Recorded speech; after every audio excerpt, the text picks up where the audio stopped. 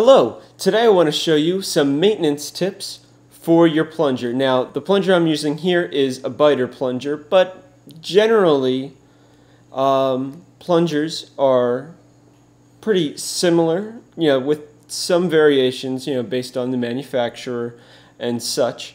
But for the most part, they have the same basic concept of helping you set your center shot and helping you to adjust the spring tension to even out the flex of your arrow shaft so that it is more consistent.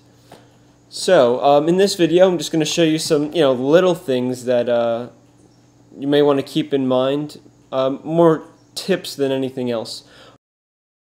One of the most common parts of the plunger that you would have to replace is the actual plunger button that would sit on your arrow.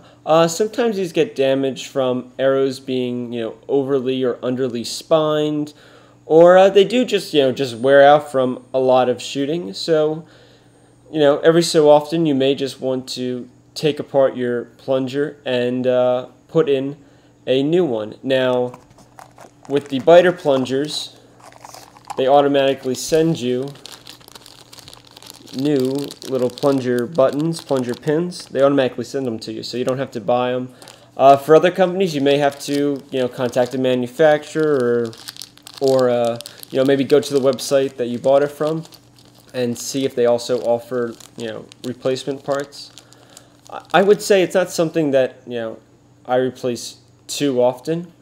I really just do it out of oh, I'm tuning, I'll put a new plunger button in.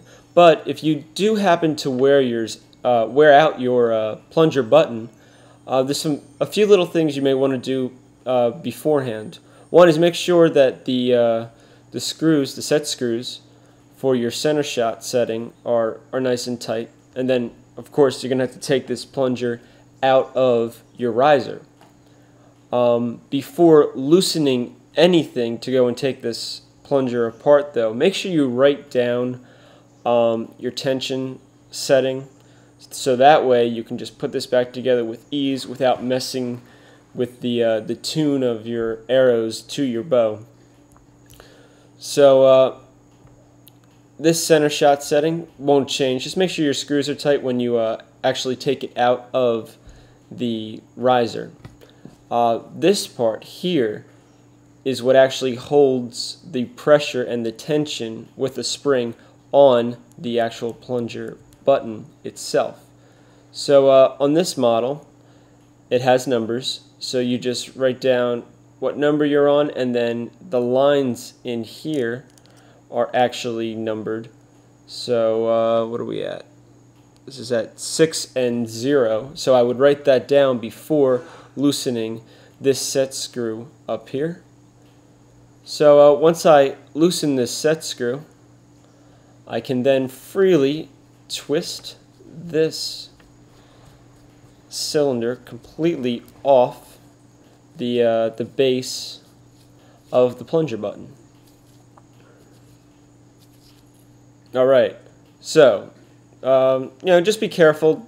Do this probably on like a table or something, just in case something goes flying.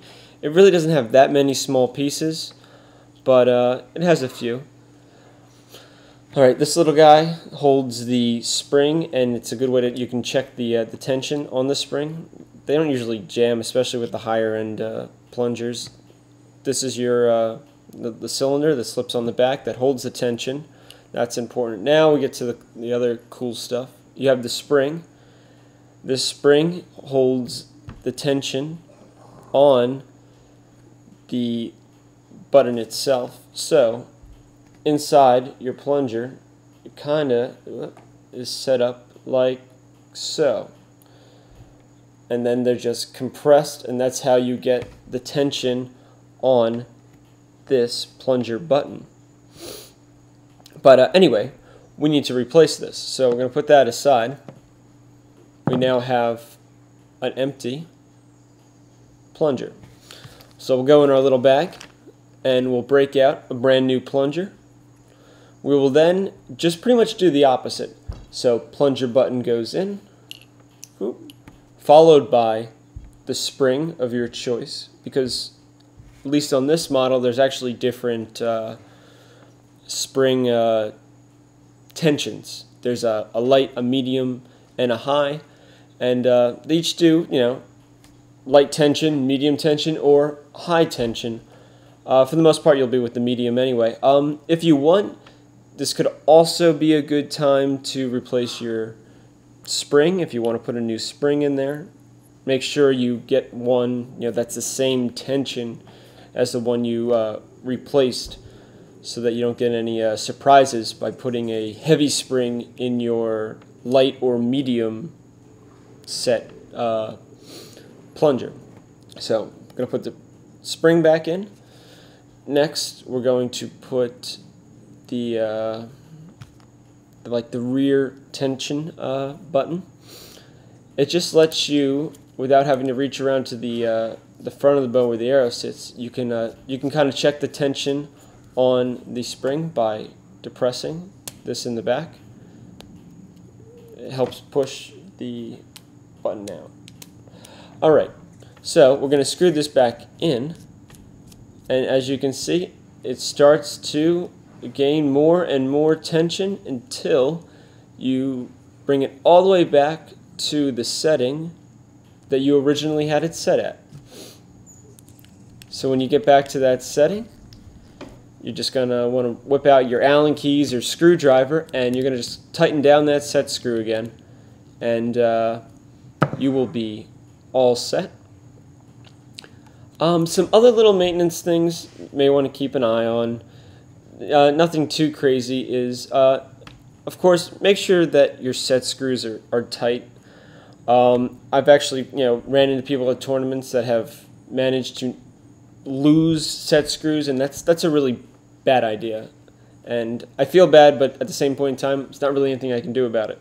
So it's just something you want to check every so often, not all the time. I've, you know, once or twice in almost 10 years of shooting archery have I ever run into a problem where they were actually loose without me loosening them. So number 2 would definitely be keep your set screws tight. I showed you how to replace the plunger button. Other than that, these things are really straightforward and pretty simple once you understand, you know, how they work. People have asked about, oh, do you need to lubricate the plunger button? I would say you could pass on that. I believe this one in the manual is actually self-lubricated, but that's something you may want to check with the instructions you get from your manufacturer, and you know, see what they recommend.